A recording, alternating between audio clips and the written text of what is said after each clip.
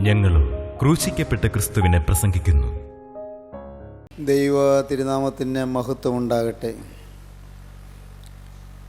പ്രത്യാശയുടെ വാതിൽ, ആഘോർ താഴ്വര പ്രത്യാശയുടെ വാതിലായി തീരും. പ്രത്യാശയുടെ വാതിൽ. ക്രിസ്തു പ്രത്യാശ തരുന്നവനാണ്. ക്രിസ്തു നിരാശ അകറ്റുന്നവനാണ്. കർത്താവായ യേശു ക്രിസ്തു സമാധാനം തരുന്നവനാണ്. കർത്താവായ യേശു ക്രിസ്തു സന്തോഷം തരുന്നവനാണ്. കർത്താവായ യേശു ക്രിസ്തു ജീവിതത്തിൽ മുന്നേറ്റം തരുന്നവനാണ്. ജീവിതത്തിൽ വിവിധ കാരണങ്ങളാൽ മുന്നേറ്റമില്ലാതെ പതറിയും ഉലഞ്ഞും വലഞ്ഞും ജീവിക്കുന്ന അനേകരുണ്ട്. എന്നാൽ യേശുക്രിസ്തു പ്രത്യാശ തന്ന് നമ്മെ ധൈര്യപ്പെടുത്തും. തിരുവചനത്തിൽ 27-ാം സങ്കീർത്തനം തുടങ്ങുന്നത് യഹോവ എൻ്റെ വെളിച്ചവും എൻ്റെ രക്ഷയുമാകുന്നു, ഞാൻ ആരെ ഭയപ്പെടുമെന്ന് പറഞ്ഞാണ്. സങ്കീർത്തനക്കാരനായ ദാവീദ് ധൈര്യത്തോടെ പറയുകയാണ്, ഞാൻ ആരെയും ഭയപ്പെടുകയില്ല എന്ന്.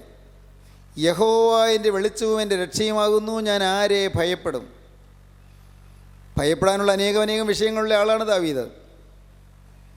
വേണമെങ്കിൽ അനങ്ങാൻ പറ്റാത്തതുപോലെ, ഒരു ചുവട് വയ്ക്കാൻ പറ്റാത്തതുപോലെ ജീവിതത്തിൽ വിഘ്നങ്ങളും പ്രതിസന്ധികളും വന്ന് ഉലഞ്ഞുപോയ മനുഷ്യനാണ് ദാവീദ്. എന്തുമാത്രം ശത്രുത്വങ്ങളാണ് ദാവീദിന് നേരിടേണ്ടി വന്നത്. ആരെയെല്ലാമാണ് ദാവീദിന് അഭിമുഖീകരിക്കേണ്ടി വന്നത്. അന്നത്തെ രാജാവായ ശൗൽ ദാവീദിനെതിരായി തീർന്നു. ശൗൽ രാജാവിൻ്റെ സൈന്യം ദാവീദിനെതിരായി തീർന്നു. ഗോലിയാത്ത് എന്ന് പറയുന്ന മല്ലൻ, ഫെലിസ്ത്യ മല്ലൻ ദാവീദിനെതിരായി വന്നു. ദാവീദിൻ്റെ കൊട്ടാരത്തിൽ തന്നെ ദാവീദിൻ്റെ മകനായ അബ്ശാലോം ദാവീദിനെതിരായി വന്നു. എതിരുകളുടെ ഒരു പരമ്പര കാണാം ദാവീദിൻ്റെ ജീവിതത്തിൽ. പക്ഷേ ദാവീദ് പറയുകയാണ്, യഹോവ എൻ്റെ വെളിച്ചവും എൻ്റെ രക്ഷയുമാകുന്നു, ഞാൻ ആരെ ഭയപ്പെടും. യഹോവ എൻ്റെ ജീവൻ്റെ ബലം, ഞാൻ ആരെ പേടിക്കും. എൻ്റെ വൈരികളും ശത്രുക്കളുമായ ദുഷ്കർമ്മികൾ എൻ്റെ മാംസം തിന്നുവാൻ എന്നോട് അടുക്കുമ്പോൾ ഇടറി വീഴും. ഒരു സൈന്യം എൻ്റെ നേരെ പാളയം ഇറങ്ങിയാലും എൻ്റെ ഹൃദയം ഭയപ്പെടുകയില്ല. എനിക്ക് യുദ്ധം നേരിട്ടാൽ ഞാൻ നിർഭയമായിരിക്കും. എന്താണ് കാരണം? ഞാൻ യഹോവയോടൊരു കാര്യം അപേക്ഷിച്ചത് തന്നെ ഞാൻ ആഗ്രഹിക്കുന്നു. ഒറ്റയ്ക്കൊരു കാര്യമേ എനിക്ക് ആവശ്യമുള്ളൂ. ഒരു കാര്യം മാത്രമേ ഞാൻ പ്രാർത്ഥിക്കുന്നുള്ളൂ. അതുകൊണ്ടാണ് എനിക്ക് ധൈര്യം കിട്ടുവാൻ കാരണം അതാണ്. എനിക്ക് ഭീതിയില്ലാതാകാൻ കാരണം അതാണ്. ഭയമില്ല. എന്തുകൊണ്ട്? ഞാൻ യഹോവയോട് ഒരു കാര്യം അപേക്ഷിച്ചു, അതുതന്നെ ഞാൻ ആഗ്രഹിക്കുന്നു. യഹോവയുടെ മനോഹരത്വം കാണുവാനും അവൻ്റെ മന്ദിരത്തിൽ ധ്യാനിപ്പാനും എൻ്റെ ആയുഷ്കാലമൊക്കെയും ഞാൻ യഹോവയുടെ ആലയത്തിൽ പാർക്കേണ്ടതിന് തന്നെ. അനർത്ഥ ദിവസത്തിൽ അവൻ തൻ്റെ കൂടാരത്തിൽ എന്നെ ഒളിപ്പിക്കും.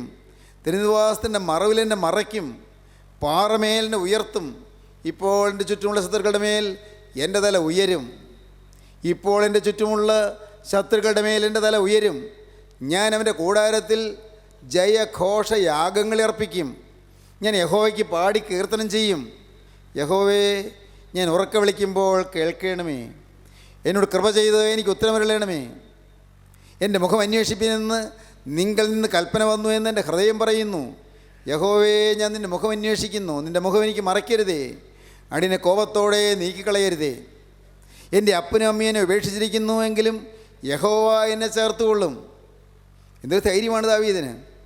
ദാവീദ് ധീരതയോടെ പറയുകയാണ്. പ്രത്യാശ തന്നെയല്ല. സംഘത്തിന് അവസാനിക്കുമ്പോൾ ദാവീദ് പറയുന്നത് എങ്ങനെയാണെന്നറിയാമോ? ഞാൻ ജീവനുള്ളവരുടെ ദേശത്ത് യഹോവയുടെ നന്മ കാണുമെന്ന് വിശ്വസിച്ചില്ലെങ്കിൽ കഷ്ടം. എന്താണ്? എനിക്ക് വിശ്വാസം വന്നില്ലെങ്കിൽ കഷ്ടമാണെന്ന്. ഞാൻ ജീവനുള്ളവരുടെ ദേശത്ത് യഹോവയുടെ നന്മ കാണുമെന്ന് വിശ്വസിച്ചില്ലെങ്കിൽ കഷ്ടം. യഹോവയെങ്കിൽ പ്രത്യാശ വയ്ക്കുക, ധൈര്യപ്പെട്ടിരിക്കുക, നിൻ്റെ ഹൃദയം ഉറച്ചിരിക്കട്ടെ. അതേ, യഹോവയെങ്കിൽ പ്രത്യാശ വയ്ക്കുക, പ്രത്യാശ വയ്ക്കുക. പ്രത്യാശ, പ്രത്യാശയുടെ വാതിൽ. ആഘോർ താഴ്വര പ്രത്യാശയുടെ വാതിലായി എന്ന് കഴിഞ്ഞ പ്രാവശ്യം നാം ചിന്തിച്ചുവല്ലോ. പ്രത്യാശ. ദൈവത്തിന് സ്തോത്രം. എന്തിനാണ് പ്രത്യാശ? ഒന്നാമത്തെ പ്രത്യാശ, ദൈവം എൻ്റെ പാപങ്ങൾ മോചിച്ചു തരുമെന്നുള്ള പ്രത്യാശയാണ്. എൻ്റെ കുറ്റങ്ങൾക്ക് ശിക്ഷയേൽക്കാൻ ഞാൻ അർഹനാണ്. ഞാൻ ശിക്ഷയേറ്റേ പറ്റൂ. പക്ഷേ ക്രിസ്തു എനിക്ക് പാപമോചനം തരുമെന്നുള്ള പ്രത്യാശ. എൻ്റെ പാപങ്ങളാകെ ഒട്ടാകെ ക്ഷമിച്ചു തരുമെന്നുള്ള പ്രത്യാശ. എന്നെ മുഴുവനായി കഴുകി വെടിപ്പാക്കുമെന്നുള്ള പ്രത്യാശ. എൻ്റെ പാപങ്ങളുടെ ഒരു അണുപോലും ബാക്കിയില്ലാതെ മുഴുവനായി കർത്താവിൻ്റെ തിരുരക്തത്താൽ കഴുകി തരുമെന്നുള്ള പ്രത്യാശ. ദൈവത്തിന് സ്തോത്രം. പ്രത്യാശ. ഈ പ്രത്യാശ എങ്ങനെ കിട്ടും? മേലിൽ പാപം ചെയ്യുകയില്ല എന്ന് തീരുമാനം വരുമ്പോഴാണ്, ഇനി മനസ്സറിഞ്ഞൊരു പാപം വരികയില്ല എന്നുള്ള തീരുമാനം വരുമ്പോഴാണ് പാപം ക്ഷമിച്ച് കിട്ടുന്നു എന്നുള്ള പ്രത്യാശ വരുന്നത്. നമുക്ക് പ്രത്യാശ വരാതിരിക്കാൻ കാരണം നമുക്ക് പാപത്തോട് അറപ്പ് വന്നിട്ടില്ല, പാപത്തോട് വെറുപ്പ് വന്നിട്ടില്ല. തിന്മയോട് ഇപ്പോഴും അകത്ത് ആസക്തിയുണ്ട്. മനസ്സിൻ്റെ ഉൾത്തളങ്ങളിൽ പാപത്തോടൊരു താല്പര്യം കിടക്കുന്നുണ്ട്. അത് പുറമേ ഇല്ല, പക്ഷേ അകമേ ഉണ്ട്. അതുകൊണ്ടാണ് പാപമോചനം കിട്ടുമെന്നുള്ള പ്രത്യാശയില്ലാതെ പോകുന്നത്. തിരുവചനത്തിലൊരു ഭാഗമുണ്ട്, യോഹന്നാന്റെ സുവിശേഷം 8-ാം അധ്യായത്തിലാണ്. യേശുക്രിസ്തുവിൻ്റെ അടുത്ത് ഇരിക്കുകയായിരുന്നു. യോഹന്നാന്റെ സുവിശേഷം 8-ാം അധ്യായം ആരംഭത്തിൽ നാം വായിക്കുന്നത് എങ്ങനെയാണ്? കർത്താവിൻ്റെ അടുത്ത് ഇരിക്കുന്നു. യെരൂശലേം ദേവാലയത്തിൻ്റെ പരിസരത്തിലാണ്. അപ്പോഴുണ്ട് വലിയ ശബ്ദം കേൾക്കുന്നു, വലിയ ആരവാരം കേൾക്കുന്നു, വലിയ അട്ടഹാസവും ഗർജനവും എല്ലാം കേൾക്കാം. വലിയ ഒച്ചപ്പാടാണ്. കർത്താവ് തലപൊക്കി നോക്കി.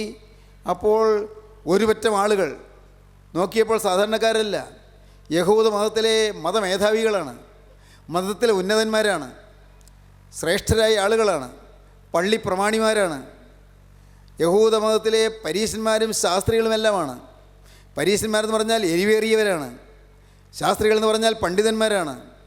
യഹൂദ മതത്തിൻ്റെ ന്യായപ്രമാണത്തിൽ പാണ്ഡിത്യമുള്ളവരാണ് ശാസ്ത്രിമാർ. ഉന്നതന്മാരായ പള്ളി പ്രമാണിമാർ അവരാണ് ഈ ഒച്ചയെടുപ്പോടെ വരുന്നത്, ആരവാരത്തോടെ വരുന്നത്. നോക്കിയപ്പോഴുണ്ട് ഒരു സ്ത്രീയുമുണ്ട്. ആ സ്ത്രീ ഒരു വലിച്ചഴച്ചുകൊണ്ട് വരികയാണ്, വലിച്ചഴച്ചുകൊണ്ട് വരുന്നു. ആ സ്ത്രീ കുതിരി ഓടാൻ നോക്കുന്നുണ്ട്, പക്ഷേ വിടുകയില്ല. മല്ലന്മാരുടെ കയ്യിൽ പെട്ട് കഴിഞ്ഞു. അവളെ കൊണ്ടുവന്ന് യേശുവിന് മുമ്പിൽ കൊണ്ടുവന്ന് നിർത്തി. ആ പാവം സ്ത്രീ വിറച്ച് നിൽക്കുകയാണ്. അവൾക്ക് മനസ്സിലായി ഇനി രക്ഷയില്ല, തീരുകയാണെന്ന് മനസ്സിലായി. തീരാൻ പോവുകയാണ്. അധികം നേരമില്ല ഇനി ബാക്കി. കല്ലുകൾ തുരുതുരാ വന്ന് വീഴും. അവർ പറഞ്ഞു, ഗുരു, ഇവളെ വ്യഭിചാരകർമ്മത്തിൽ പിടിച്ചതാണ്, വ്യഭിചാരകർമ്മത്തിൽ തന്നെ പിടിച്ചു കൊണ്ടുവരികയാണ്. ഇവളെ കല്ലെറിഞ്ഞു കൊല്ലുവാൻ മോശയുടെ ന്യായപ്രമാണത്തിൽ കൽപ്പനയുണ്ടല്ലോ, ഇവളെ എന്തു ചെയ്യണമെന്നാണ് അങ്ങയുടെ അഭിപ്രായം? അവർക്ക് അവളോടുള്ളതായ വൈരാഗ്യത്തേക്കാൾ കൂടുതൽ യേശുവിനോടാ വൈരാഗ്യം പണ്ഡിതന്മാർക്ക്, പള്ളി പ്രമാണിമാർക്ക്. കാരണം യേശുവിൽ കുറ്റം കണ്ടെത്തണം. ഇവളെ വെറുതെ വിടണമെന്ന് പറഞ്ഞാൽ ന്യായപ്രമാണം ലംഘിക്കാൻ പറഞ്ഞു എന്ന് പറയാം. അല്ല, ഇവളെ ശിക്ഷിക്കുന്ന പറഞ്ഞാൽ യേശു കരുണയില്ലാത്തവനാണെന്ന് പറയാം. ഏതു വിധത്തിലാണെങ്കിലും യേശുവിൽ കുറ്റം ചുമത്താനാണ് അവർ കൊണ്ടുവന്നിരിക്കുന്നത്. യേശുവിനെ കുറ്റം ചുമത്തുക, യേശുവിനെ കുറ്റാരോപണം ചെയ്യുന്നതിന്, അതിനൊരു ഒരു പോയിൻ്റ് കിട്ടാൻ വേണ്ടി കൊണ്ടുവന്നിരിക്കുകയാണ്. ഗുരു, ഇവളെ വ്യഭിചാരകർമ്മത്തിൽ പിടിച്ചതാണ്, ഇവളെ കല്ലെറിഞ്ഞു കൊല്ലുവാനാണല്ലോ നിയമം പറയുന്നത്, അങ്ങയുടെ അഭിപ്രായം എന്താണ്? യേശു അവർ നോക്കി.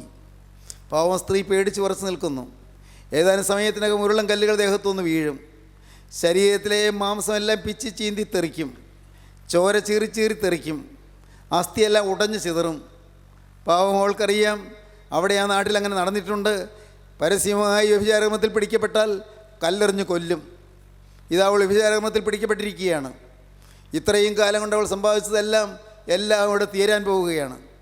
അവളുടെ സൗന്ദര്യം ചിതറാൻ പോവുകയാണ്. അവളുടെ ആരോഗ്യം നശിക്കാൻ പോവുകയാണ്.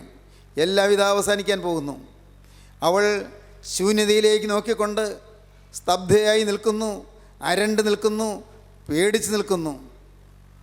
യേശു ആ സ്ത്രീയെ നോക്കി, യേശു അവരെയും നോക്കി.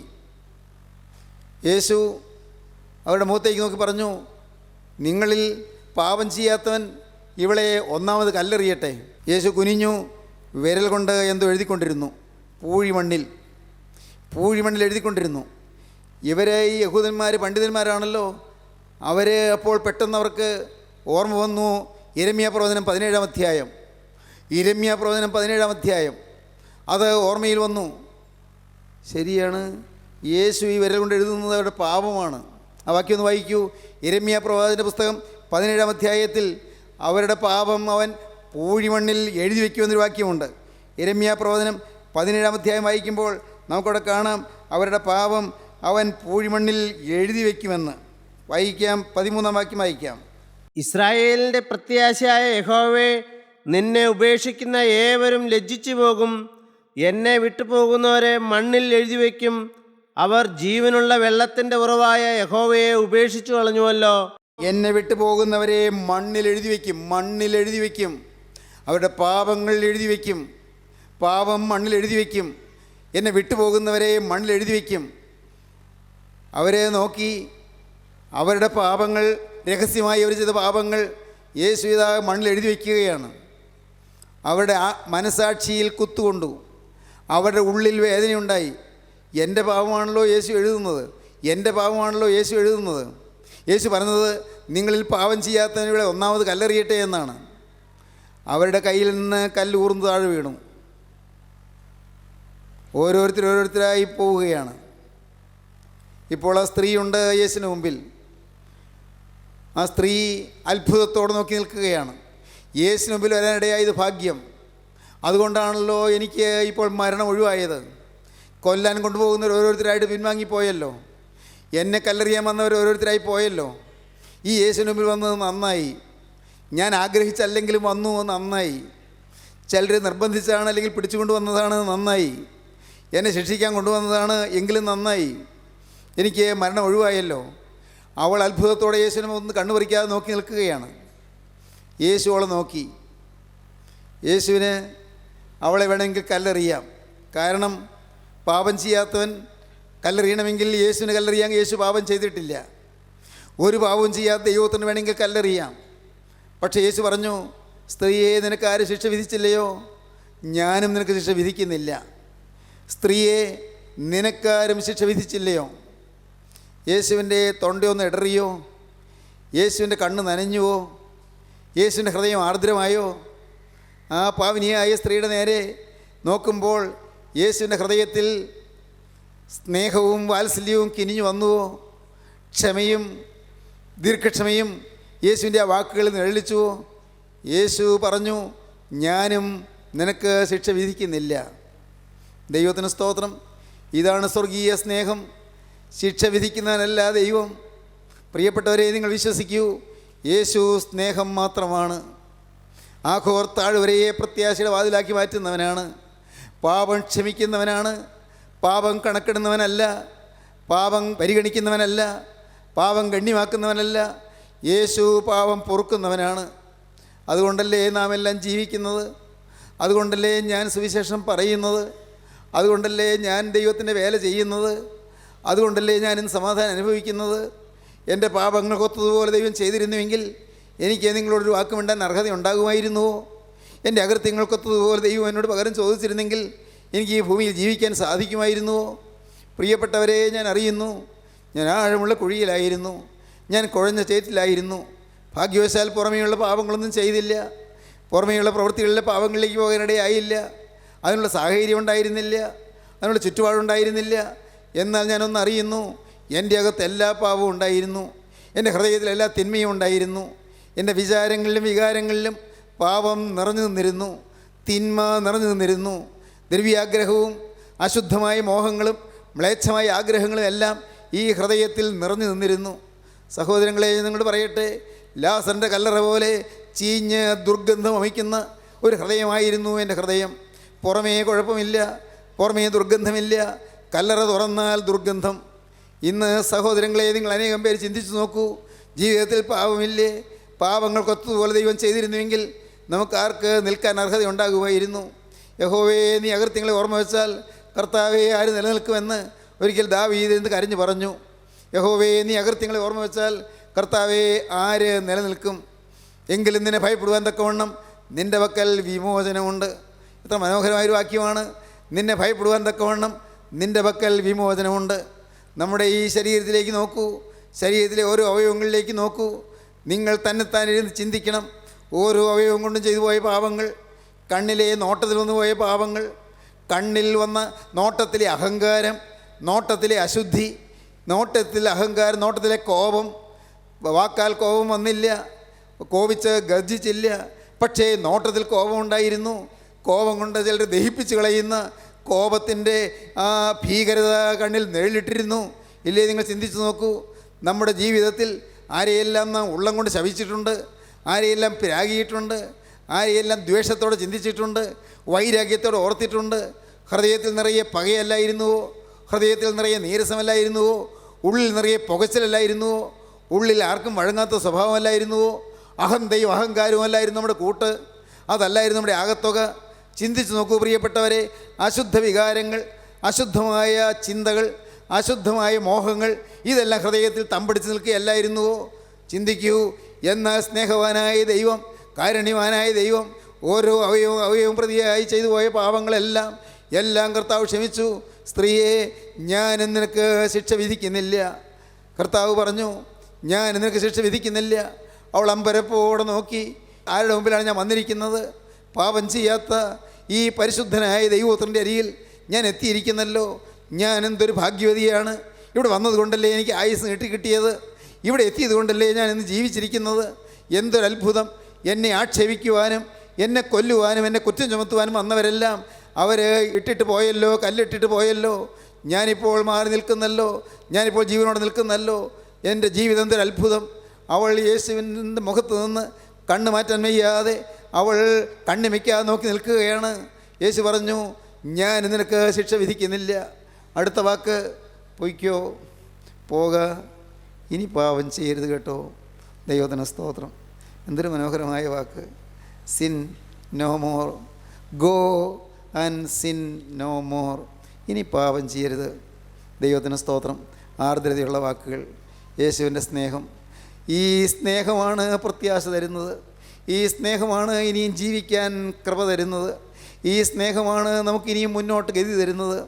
ഈ നിർമ്മല സ്നേഹം കഴിഞ്ഞകാല ജീവിതത്തിലെ പാപങ്ങൾ, എണ്ണിയാൽ തീരാത്ത പാപങ്ങൾ, ദൈവത്തിന് സ്തോത്രം, അനേകം പാപങ്ങൾ എല്ലാം ഉണ്ടായിട്ടും ഒന്നും നമ്മുടെ മേൽ കണക്കിടാതിരുന്ന ആ നിർമ്മലമായ ക്രൂസിലെ സ്നേഹം. പാപം കാണാഞ്ഞിട്ടല്ല, എല്ലാം കണ്ടു, ഒന്നും കാണാത്തവനെ പോലെ നിന്നു. ദൈവത്തിന് സ്തോത്രം. ഒന്നും വെളിപ്പെടുത്തിയില്ല, പാവമൊന്നും തുറന്ന് കാണിച്ചില്ല, ഒന്നും പുറത്ത് കാണിച്ചില്ല, ആരും അറിഞ്ഞില്ല, ആരെയും അറിയിച്ചുമില്ല. എല്ലാം കർത്താവ് അറിഞ്ഞു. പക്ഷേ ഒന്നും അറിയാത്തവനെ പോലെ കർത്താവ് നിന്നു. ദൈവത്തിന് സ്തോത്രം. എന്നിട്ട് എല്ലാം അങ്ങ് പുറത്തു തന്നു, എല്ലാം ക്ഷമിച്ചു തന്നു. ഇതാണ് ക്രൂസിലെ സ്നേഹം. പാപം ക്ഷമിക്കുന്ന സ്നേഹം, അകൃത്യം പൊറുക്കുന്ന സ്നേഹം, ലംഘനം കണക്കിടാത്ത സ്നേഹം. പ്രിയപ്പെട്ടവരെ, നമുക്ക് വായിക്കാം. മീഖ പ്രവാചക പുസ്തകം 7-ാം അധ്യായത്തിൻ്റെ 18-19 വാക്യങ്ങൾ വായിക്കാം. പ്രവാചകൻ എന്താണ് പറയുന്നത് നമുക്ക് നോക്കാം. ലംഘനം ക്ഷമിക്കുന്ന ദൈവത്തെക്കുറിച്ചാണ് പറയുന്നത്. അതിക്രമം മോചിക്കുന്ന ദൈവം, ഈ ദൈവത്തോട് സമനായ ദൈവം ആരുള്ളൂ എന്നാണ് ചോദിക്കുന്നത്. മീഖ പ്രവാചക പുസ്തകം 7-ാം അധ്യായം 18-19 വാക്യങ്ങൾ. അകൃത്യം ക്ഷമിക്കുകയും തന്റെ അവകാശത്തിന്റെ ശേഷിപ്പുള്ളവരോട്, തന്റെ അവകാശത്തിൽ ശേഷിപ്പുള്ളവരോട് അതിക്രമം മോചിക്കുകയും ചെയ്യുന്ന നിന്നോട് സമനായ ദൈവം ആരുള്ളൂ? ദൈവത്തിന് സ്തോത്രം. ദൈവമേ, നിന്നോട് സമനായ ദൈവം ആരുള്ളൂ? അകൃത്യം ക്ഷമിക്കുന്നവൻ, ലംഘനം പൊറുക്കുന്നവൻ, പാപം കണക്കിടാത്തവൻ, നിഷ്കളങ്ക സ്നേഹം, നിന്നോട് സമനായ ദൈവം ആരുള്ളൂ? അടുത്ത വാക്യം, അവൻ എന്നേക്കും കോപം വെച്ചുകൊള്ളുന്നില്ല. ദൈവം എന്നേക്കും കോപം വെച്ചുകൊള്ളുന്നില്ല. ദയയിലല്ലോ അവന് പ്രസാദമുള്ളത്. അവൻ നമ്മോട് വീണ്ടും കരുണ കാണിക്കും. നമ്മുടെ അകൃത്യങ്ങളെ ചവിട്ടിക്കളയും. അവരുടെ പാപങ്ങളെയൊക്കെയും നീ സമുദ്രത്തിന്റെ ആഴത്തിലിട്ട് കളയും. അവരുടെ പാപങ്ങളെയൊക്കെയും ദൈവമേ നീ സമുദ്രത്തിന്റെ ആഴത്തിലിട്ട് കളയും. ഒരിക്കലും പൊങ്ങി വരാതെ സമുദ്രത്തിൻ്റെ അഗാധങ്ങളിലേക്ക് എറിഞ്ഞു കളയുന്ന, താഴ്ത്തിക്കളയുന്ന സ്നേഹം, എല്ലാം പൊറുക്കുന്ന സ്നേഹം, എല്ലാം മറക്കുന്ന സ്നേഹം, എല്ലാം മറയ്ക്കുന്ന സ്നേഹം, എല്ലാം ക്ഷമിക്കുന്ന സ്നേഹം, എല്ലാം കഴിവെടിപ്പാക്കുന്ന സ്നേഹം, ഗോകുൽത്തായിലെ സ്നേഹം, കാൽവറി ക്രൂസിലെ സ്നേഹം, തിരുവിലാവ് തുറന്നൊഴിയ സ്നേഹം. പ്രിയപ്പെട്ടവരെ, ആ തിരുഹൃദയത്തിൽ നിന്ന് മുറിഞ്ഞൊഴിയ തിരുരക്തത്തിൻ്റെ അത്ഭുതകൃപ നമ്മെ സ്പർശിക്കുന്ന സ്നേഹം. ആ തിരുരക്തത്തിൽ എല്ലാ പാപവും കഴുകപ്പെടുകയാണ്. മോഷണങ്ങൾ കഴുകപ്പെടുന്നു, കവർച്ചകൾ കഴുകപ്പെടുന്നു, കൊലപാതകങ്ങൾ എല്ലാം കഴുകപ്പെടുന്നു, വ്യഭിചാരങ്ങൾ കഴുകപ്പെടുന്നു, വേശ്യാസംഘങ്ങൾ കഴുകപ്പെടുന്നു, ഭ്രൂണഹത്യകൾ കഴുകപ്പെടുന്നു. എൻ്റെ കർത്താവേ, കവർച്ചകൾ കഴുകപ്പെടുന്നു. എൻ്റെ ദൈവമേ, എണ്ണിയാൽ തീരാത്ത പാപങ്ങൾ കഴുകിത്തരുന്ന സ്വർഗീയ സ്നേഹം, അതല്ലേ അതല്ലയോ നിഷ്കളങ്ക സ്നേഹം, അതല്ലയോ സ്വർഗീയ സ്നേഹം, അതല്ലയോ നിത്യസ്നേഹം, അതല്ലയോ ഔദാര്യ സ്നേഹം, അതല്ലയോ രാജാധിരാജൻ്റെ സ്നേഹം, അതല്ലയോ യേശുക്രിസ്തുവിൻ്റെ സ്നേഹം. ആ സ്നേഹമാണ് പ്രിയരെ ഇന്ന് ഈ സമയത്ത് നിങ്ങളെ തഴുകുന്നത്. ആ സ്നേഹമാണ് പ്രിയരെ ഈ സമയത്ത് നിങ്ങളെ തലോടുന്നത്. ആ സ്നേഹമാണ് പ്രിയരെ ഈ സമയത്ത് നിങ്ങളെ കഴുകുന്നത്. ആ സ്നേഹമാണ് പ്രിയപ്പെട്ടവരെ ഇന്ന് നിങ്ങളുടെ അരികിലേക്ക് വന്ന് കെഞ്ചുന്നത്. മകനെ, നിൻ്റെ ഹൃദയം എനിക്ക് തരുമോ? മകളെ, നിൻ്റെ ഹൃദയം എനിക്ക് തരുമോ? അവൻ കെഞ്ചിക്കൊണ്ട് നിൽക്കുകയാണ്. അവൻ്റെ കരം നീട്ടിയിരിക്കുകയാണ്. ആണിപ്പാടുള്ള കരം നീട്ടിക്കൊണ്ട് അവൻ നമ്മുടെ നേരെ കരം നീട്ടി ചോദിക്കുകയാണ്, മകനെ, ഇത്രയും കാലം നീ പിശാചിന് കൊടുത്തതായ നിൻ്റെ അവയവങ്ങൾ എനിക്ക് നീ തരാമോ എന്നാണ് ചോദിക്കുന്നത്. ഇത്രയും കാലം സാത്താന് പന്താടുവാൻ വിട്ടുകൊടുത്തതായ നിൻ്റെ അവയവങ്ങൾ മകളെ നീ എനിക്ക് കൈമാറുമോ എന്നാണ് ചോദിക്കുന്നത്. ഇത്രയും കാലം സാത്താൻ പന്താടിയ ജീവിതം, ഇത്രയും കാലം പിശാച് പാവ കളിപ്പിച്ച ജീവിതം, ഇത്രയും കാലം തിന്മയിൽ കുതിർന്നുപോയ ജീവിതം, ഇത്രയും കാലം അശുദ്ധിയിൽ വീണുപോയ ജീവിതം ഇനിയും നീ എൻ്റെ കരിയിലേക്ക് തരാമെങ്കിൽ ഞാൻ നിന്നെ വളർത്താം, ഞാൻ നിന്നെ ഉയർത്താം, ഞാൻ നിന്നെ കഴുകാം, ഞാൻ നിന്നെ വെടിപ്പാക്കാമെന്നാണ് യേശു പറയുന്നത്. ഈ സ്വർഗീയ സ്നേഹം നിങ്ങളെ സ്പർശിക്കുമ്പോൾ ഇപ്പോൾ തന്നെ നിങ്ങളുടെ ഹൃദയം താഴ്ത്തുവീൻ. യേശുവേ, ഇത്രയും കാലം പാപത്തിന് അടിമയായി ഞാൻ ജീവിച്ചു, ഇത്രയും കാലം ചെളിക്കുണ്ടിൽ ഞാൻ ജീവിച്ചു, ആഴമുള്ള കുഴിയിലും കൊഴഞ്ചേറ്റിലും ഞാൻ കിടന്നു. എന്നാൽ നാഥ, നീ ഞാൻ കാത്തിരിക്കാതെ തന്നെ എൻ്റെ അരികിലേക്ക് വന്നു. ഞാൻ അന്വേഷിക്കാതെ നീ എന്നെ തേടി വന്നു. ഇതെന്നെ അന്വേഷിക്കാത്തവർക്ക് ഇതിനെ കണ്ടെത്തുവാൻ സംഗതി വന്നു. നീ എന്നെ അന്വേഷിച്ചു വന്നു. നാഥ, നിൻ്റെ കരങ്ങളിലേക്ക് ഈ ജീവിതം ഞാൻ വിട്ടുതരികയാണ്. ഒന്നും ന്യായം പറയാനില്ല കർത്താവേ, എനിക്ക് അവകാശം പറയാനൊന്നുമില്ല. ഞാനിതാ വിട്ടുതരുന്നു. പാപം ക്ഷമിക്കുന്ന സ്നേഹം. ദൈവത്തിന് സ്തോത്രം. പിതാക്കന്മാർ പാടി നമുക്കറിയാമല്ലോ, തൻ ബലിയാൽ പാപികളെ രക്ഷിച്ചൊരു ദൈവസുതാ, നിൻ ബലിയാലൻ കഷ്ടത മാച്ചെന്നൊഴിക്കണമേ. ഗോകുൽത്തായിൽ തന്മാർവതു നോരുത്തമനേ, ദാഹം നീക്കി ഒഴുകിയ നീരാൽ ചോരയതായും. തൻ്റെ ബലിയാൽ പാപികളെ രക്ഷിച്ച ദൈവസുതനായ യേശുവേ, നിൻ്റെ ബലിയാൽ എൻ്റെ കഷ്ടതകൾ മായ്ച്ചു തരണമേ. എൻ്റെ നോവ് ഒഴിവാക്കി തരണമേ. എൻ്റെ നോവ് ഒഴിക്കണമേ. എൻ്റെ വേദന ഒഴിവാക്കി തരണമേ. ഗോകുൽത്തായിൽ തിരുമാറു തുറന്നൊരു ഉത്തമനെ, ഗോകുൽത്തായിലെ മരക്കുരിശിൽ തിരുവിലാവ് തുറന്ന് തിരുരക്തം ചിന്തിയ രക്ഷക, ഗോകുൽത്തായിൽ തിരുമാറു തുറന്നൊരുത്തവനെ, ദാഹം നീക്കിയിട്ട് എൻ്റെ ആന്തരിക ദാഹം ശമിപ്പിച്ചിട്ട് നീ ഒഴുക്കിയ ആ നീരിനാലും ചോരയാലും എൻ്റെ പാപങ്ങൾ ക്ഷമിച്ച് എനിക്ക് മോചനം തരണമേ. ദൈവത്തിന് സ്തോത്രം. അങ്ങനെ മോചനം കിട്ടുമ്പോഴാണ് സ്തുതിക്കുന്നത്. അങ്ങനെ പാപമോചനം കിട്ടുമ്പോഴാണ് സ്തുതിയും സ്തോത്രവും പ്രഭയും പുകഴ്ചയും മാഞ്ഞുപോകാത്ത നല്ല ഉന്നതിയും സദാ നേരം ഇടപെടാതെ കരയേറ്റുവാൻ നാം യോഗ്യരായി തീരുന്നത്. അതുകൊണ്ടാണ് ആ സ്തുതി നാം അഭ്യസിക്കണമെന്ന് പിതാക്കന്മാർ പറയുന്നത്. ആ സ്തുതി നാം അഭ്യസിക്കണം. പിതാക്കന്മാർ അതറിഞ്ഞതുകൊണ്ട് അവർ പറയുകയാണ്, മേൽപ്പട്ടക്കാരെയും പട്ടക്കാരെയും ശമ്മാശന്മാരെയും സഭയിൽ നിയോഗിച്ചത്, നിയമിച്ചത്, ഏർപ്പാടാക്കിയത് സഭയിൻ മക്കളെ സ്തുതി അഭ്യസിപ്പിക്കാനാണ്. മേൽപ്പട്ടക്കാർ പട്ടക്കാരോട് ശമ്മാശന്മാർ ഏർപ്പാടാക്കി കർത്താവിവരെ ഭൂമിയതിങ്കൽ അണിയിച്ചാരിവരനിശം തന്നോട് സഭയെ അനവരം ചെയ്തേറ്റി വസിക്കും സ്തുതികളാലേ. അനവരതം സ്തുതിക്കുന്നവരായി തീരാൻ അഭ്യസിപ്പിക്കുകയാണ് മേൽപ്പട്ടക്കാരും പട്ടക്കാരും ശമ്മാശന്മാരും ചെയ്യുന്നത്. ദൈവത്തിന് സ്തോത്രം. മേൽപ്പട്ടക്കാരെയും പട്ടക്കാരെയും ശമ്മാശന്മാരെയും സഭയിൽ ദൈവം ഏർപ്പാടാക്കി, ദൈവം നിയമിച്ചു, ദൈവം നിയോഗിച്ചു. എന്തിന്? അവർ അണിയിച്ചാർ, അവരണിയിച്ചു. എന്ത്? സ്തുതി.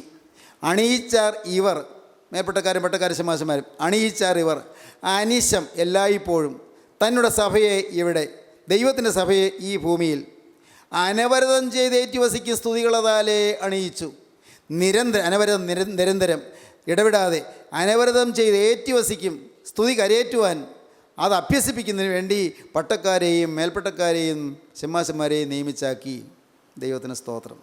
സഹോദരങ്ങളെ, നമുക്ക് ഈ സ്തുതി അഭ്യസിക്കണ്ടേ? ഈ സ്തുതി തുടങ്ങണ്ടേ? ഹൃദയം നിറഞ്ഞ് നന്ദി വരണ്ടേ? കർത്താവേ, എണ്ണിയാൽ തീരാത്ത പാവങ്ങൾ ക്ഷമിച്ചു തന്നല്ലോ, അതിനൊക്കെ സ്തുതി. ദൈവത്തിന് സ്തോത്രം. പ്രിയപ്പെട്ടവരെ, നിങ്ങളുടെ ജീവിതത്തിൽ പ്രത്യാശ വരും, നിങ്ങളുടെ തളർച്ച മാറും, നിങ്ങളെല്ലാവരും ചാടി എഴുന്നേൽക്കും. നിങ്ങൾ കർത്താവിന് വേണ്ടി ഓടും. യേശുവിന് വേണ്ടി നിങ്ങൾ ബന്ധപ്പെടാൻ തുടങ്ങും. എന്ത് ചെയ്താൽ മതിയാകും എൻ്റെ യേശുവിന് വേണ്ടി? അതാണ് സുവിശേഷ വേല. യേശുവിന് വേണ്ടി എന്ത് ചെയ്താൽ മതിയാകും? എൻ്റെ കർത്താവ് എൻ്റെ പാപം ക്ഷമിച്ചു തന്ന ഈ നല്ല പൊന്നേശുവിന് വേണ്ടി ഞാൻ എന്ത് ചെയ്താൽ മതിയാകും? എൻ്റെ കർത്താവേ, എൻ്റെ പദവി ഞാൻ താഴെ വയ്ക്കുന്നു.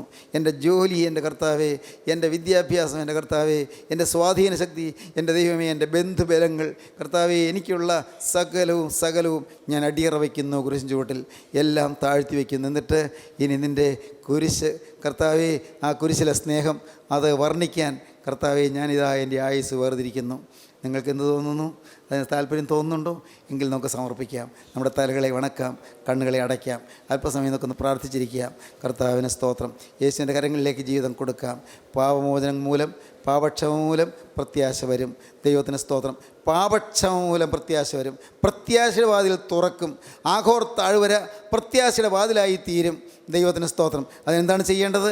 നാം പാപത്തെ ഏറ്റുപറഞ്ഞ് ഉപേക്ഷിക്കണം. പാപമേലിൽ ചെയ്യുകയും തീരുമാനിക്കണം. പാപക്ഷമ നമുക്ക് ലഭിക്കും. അപ്പോൾ നമുക്ക് ദൈവത്തെ സ്തുതിക്കാൻ സാധിക്കും. നമുക്ക് സമർപ്പിക്കാം. കരുണയുള്ള കർത്താവേ, ഈ മനോഹരമായ സമയത്തിനായി സ്തോത്രം. നിൻ്റെ ഈ ജനത്തെ അവിടെ സന്ദർശിച്ചതിനായി സ്തോത്രം. നിൻ്റെ മക്കളോട് കരുണയോടെ ഇടപെടുന്നതിനായി സ്തോത്രം. എല്ലാവരെയും തൊടണമേ, എല്ലാവരെയും തലോടണമേ, കണ്ണുനീര് തുടയ്ക്കണമേ, രോഗികളെ സൗഖ്യമാക്കണമേ.